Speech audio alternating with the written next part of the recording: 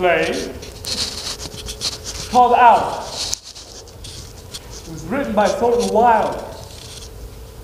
The name of the town is Grover's Corners, New Hampshire. Just across the Massachusetts line, latitude 42 degrees, 40 minutes, longitude 70 degrees, 37. The first act shows a day in our town. The day is May 7th, 1901. The time is just before dawn.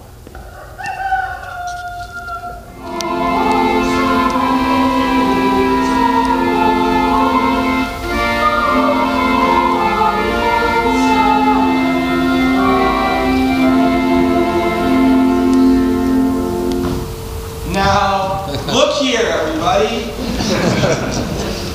Music come into the world to give pleasure. Tonight, didn't we? Right away, would you look at that moon? Potato weather for sure. Naturally, I didn't want to say it in front of the others, but really, it's the worst scandal that was ever in this town. What? Simon Stimson. Now, Luella. But Julia, Taylor is drinking drunk year after year. You know he was drunk tonight. Now, Luella, we all know about Mr. Stimson. We all know about the troubles he's been through. And Dr. Ferguson knows about them too. And if Dr. Ferguson lets him stay there at his job, the only thing the rest of us can do is just not to notice it. Not to notice it, but it's getting worse. No, it isn't, Luella. It's getting better. I've been in this choir twice as long as you have, and it doesn't happen nearly as often. My, I'd hate to go to bed on a night like this. But I simply must be getting home. The children will be up till all hours. Good night, Luella. Good night. Can you get home already, Luella? Oh, it's as clear as day. I can see Mr. Soames scowling at the window now. You think we've been to a dance the way the men folk carry on. Good night. Good night. I've never felt so alone in my whole life. And George over there, looking so... I hate him. I wish I were dead. Papa. Emily, don't get upset. But Papa, I don't want to get married. Emily, you mustn't think that way. Can't I just stay for a while, just as I am? Let's go away. No, Emily, you're marrying the best fellow in the world. Don't you remember what you used to say? All the time you used to say, all the time, that I was your girl. There must be some place we can go. I'll work for you. I'll keep the house. No, Emily, now stop and think of me. George! Can you come here a minute? Why? You're marrying the best fellow in the world. George, he's a fine fellow. But Papa... George, I'm giving away my daughter to you. Do you think you can take care of her? Mr. Webb, I want to try. Emily, I'll do my best. I love you, Emily. I need you. But if you love me, help me. All I want is someone to love me. I will, Emily. Emily, I'll try. And I mean forever and ever. Do you hear? Forever and ever. Come quick. Now you know everything's going to be okay.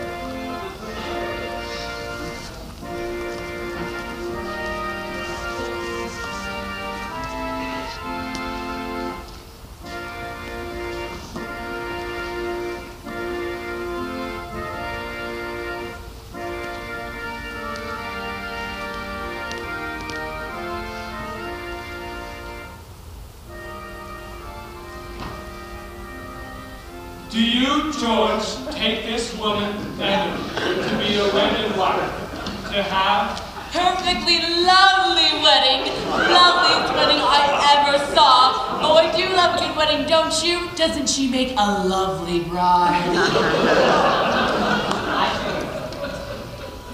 Do you, Emily, take this man, George, to be your wedded husband? I don't know when I went to such a lovely wedding. but I always cry. I don't know why that is, but I always cry. I just like to see young people happy, don't you? Oh, I think it's lovely. I've married over 200 couples in my day. Do I believe in it? I don't know. John marries Jane. Matthew marries Lucy. Bill marries Nancy. Millions of them. The cottage. The go-kart. The Sunday afternoon drives in the Ford. The first rheumatism. The grandchildren. The second rheumatism. The deathbed. The reading of the will. Once in 1,000 times, it's interesting. Well, let's have Mendelssohn's Wedding March. Aren't they a lovely couple? Oh, I'm sure they'll be happy. I do love a good wedding. I always say happiness, that's a great thing. The important thing is to be happy.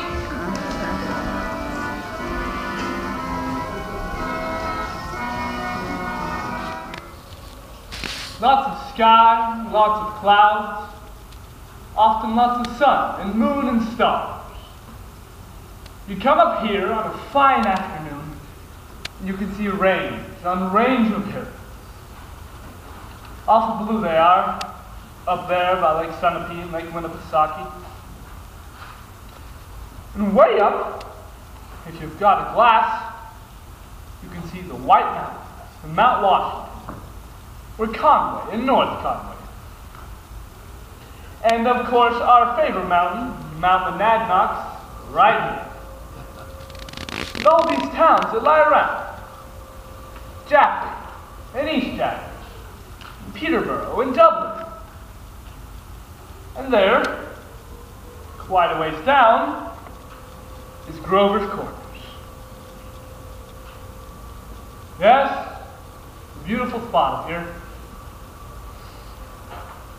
Mountain laurels, and lilacs. I often wonder why people like to be buried in Brooklyn and Woodlawn when they might pass that same time up here in New Hampshire. Over there are the old stones, 1670, 1680. Strong-minded people come a long way to be independent. Summer people walk around there laughing at the funny words on the tombstone. It don't do any harm. And genealogists come up from Boston, get paid by city people to look up their ancestors. They want to make sure they're daughters of the American Revolution and of the Mayflower. Well, I guess that don't do any harm either. Here's Mr. Stimson, organist at the Congregational Church.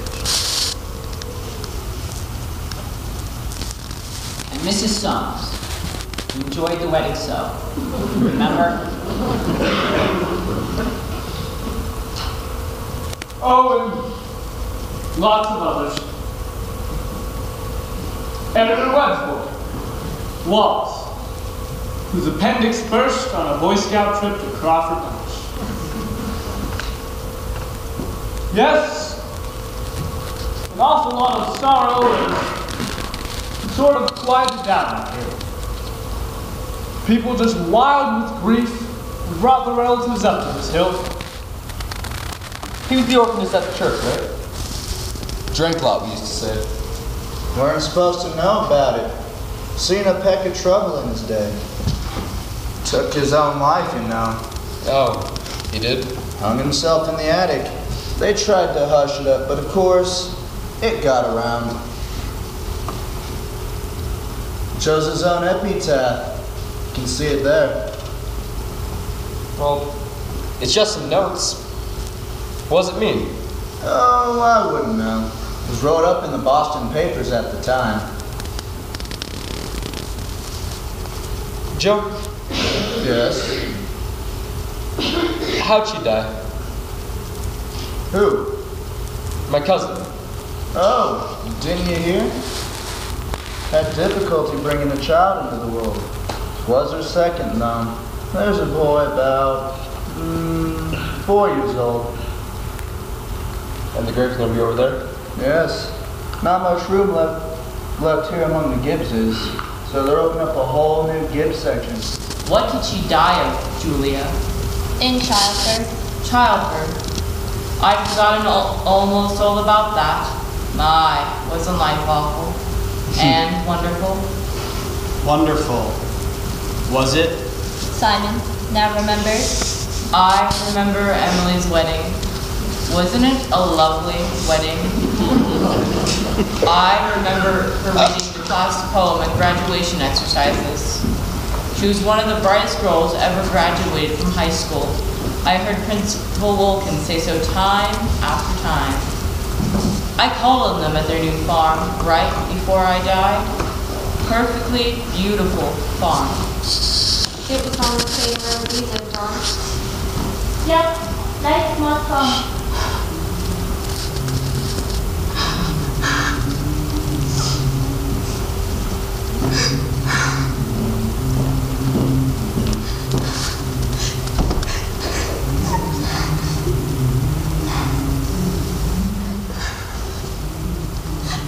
I like that hymn.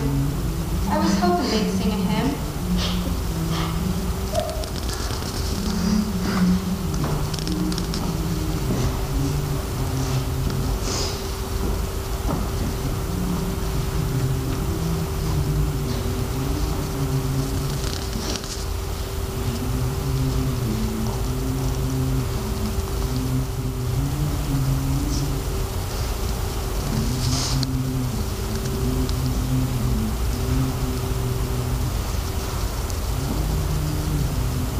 Hello. Hello, Emily. Hello, Miss Gibbs. Hello, Mother Gibbs. Emily. Hello. It's raining. Yes, dear. Just rest yourself. They'll be gone soon. It seems thousands and thousands of years since Papa remembered that was my favorite hymn. I wish I'd been here a long time. I don't like being new here.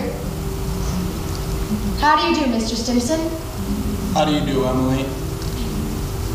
Mother Gibbs, George and I have made that farm into just the best place you ever saw. We thought of you all the time. We wanted to show you the new barn and the great long cement drinking fountain for the stock. We bought that out of the money you left us. I did? Yes, Mother Gibbs. Don't you remember the legacy you left us? Why, it was over $350. Yes, Emily. There's a patent device on the drinking fountain so that it never overflows, Mother Gibbs. And it never sinks below a certain mark they have there. It's fine. It won't be the same to George without me, but it is a very nice barn. Live people just don't understand, do they? No, dear. Not very much. They're sort of shut up in little boxes, aren't they? I feel as though I knew them last 1,000 years ago. My boy's spending the day at Mrs. Carter's house. Oh, Mr. Carter, my boy's spending the day at your house. Is he? Yes, he loves it there. Mother Gibbs, we have a Ford too. It never gives us any trouble. I don't drive though. Mother Gibbs, when does this feeling go away? Of being one of them? How long does it last? Dear, just wait and be patient. I know. Look. They're finished. They're going.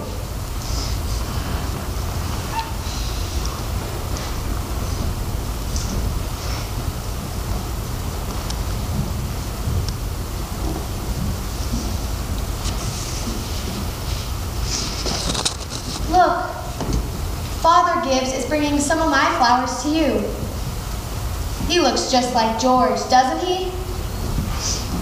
Oh, Mother Gibbs, I never realized how troubled and how in the dark live people are. Look at him. I loved him so. From morning till night, That's all they are, troubled. Little cooler than it was. Yes, that rain's cooled it off a little. Those northeast winds always do the same thing, don't they? If it isn't a rain, it's a 3-day blow. But Mother Gibbs, one can go back. One can go back into living. I feel it. I know it. And just for a moment, I was thinking about the farm. And just for a minute, I was there. And my baby was on my lap, as plain as day. Yes, of course you can. I can go and live all those days over again? Why not? All I can say is, Emily, don't. But it's true, isn't it? I can go and live back there again. Yes, some have tried, but they soon come back here. Don't do it, Emily. Emily, don't. It's not what you think it'd be. But I won't live over a sad day. I'll choose a happy day. I'll choose the day I first knew that I loved George. Why should that be painful? You not only live it, but you watch yourself living it. Yes. And as you watch it, you see what they, down there, you never know. You see the future. You know what happens after. But is that painful? Why? That isn't the only reason you shouldn't do it. When you've been here longer, you'll understand that our life here is to forget all that and to think only of what's ahead and to be ready for what's ahead. When you've been here longer, you'll understand. But how could I ever forget that life? It's all I know. It's all I had. Emily, it isn't wise. Really, it isn't. But I must know for myself. I'll choose a happy day anyway. No. At least choose an unimportant day. Choose the least important day of your life. It will be important enough. Then I can't choose since I was married, or since the baby was born. I can choose a birthday at least, can't I? I choose my 12th birthday. All right? February 11th, 1899. A Tuesday. You want any special time of day? Oh, I want the whole day. We'll begin at dawn. Remember, it had been snowing for several days, but it had stopped the night before, and they had begun clearing the roads. The sun's coming up.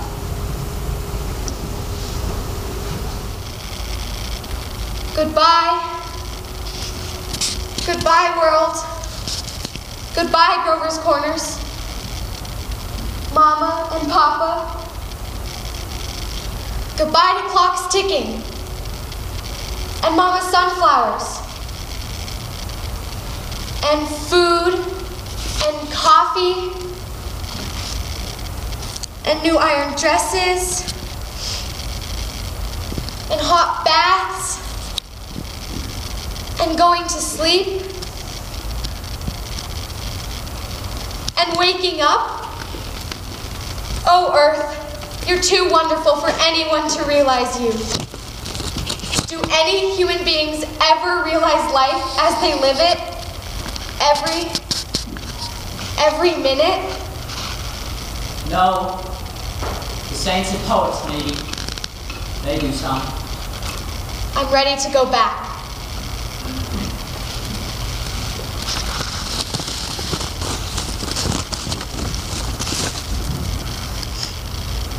Were you happy? No. I should have listened to you. That's all human beings are. Blind people. It's clearing up. The stars are coming out. Oh, Mr. Stimson, I should have listened to them. Yes. Now you know. Now you know. That's what it was to be alive.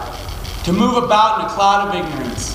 To go up and down, trampling on the feelings of those of those about you, to spend and waste time as though you had 1,000,000 years, to always be at the mercy of one self-centered passion or another. Now you know, that's the happy existence you wanted to go back to. Ignorance and blindness.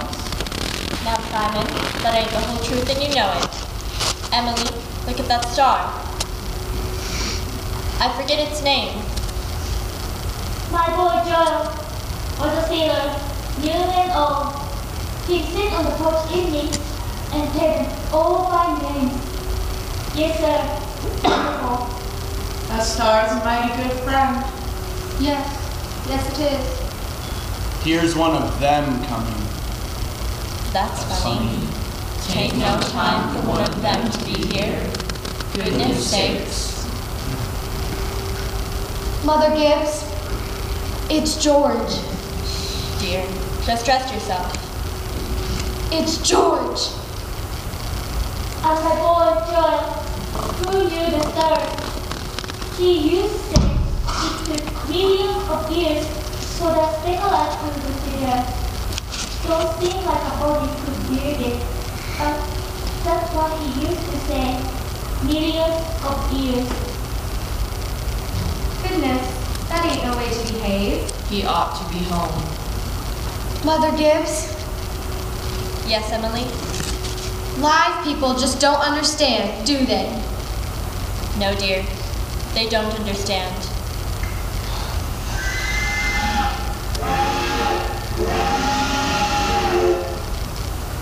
Most everybody's asleep in Grover's Corners. There are a few lights on. Shorty Hawkins, down at the depot, has just watched the Albany train go by. And down at the livery stable, somebody's setting up late and talking.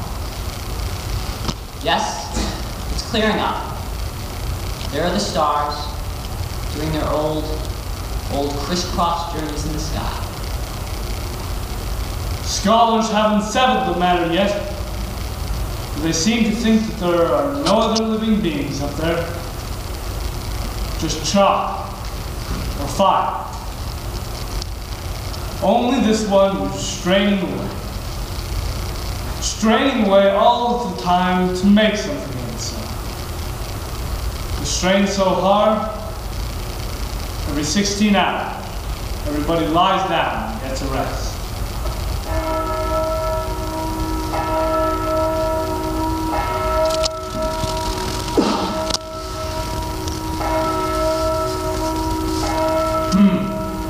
11 o'clock in Grover's Corners. You get a good rest too. Good night.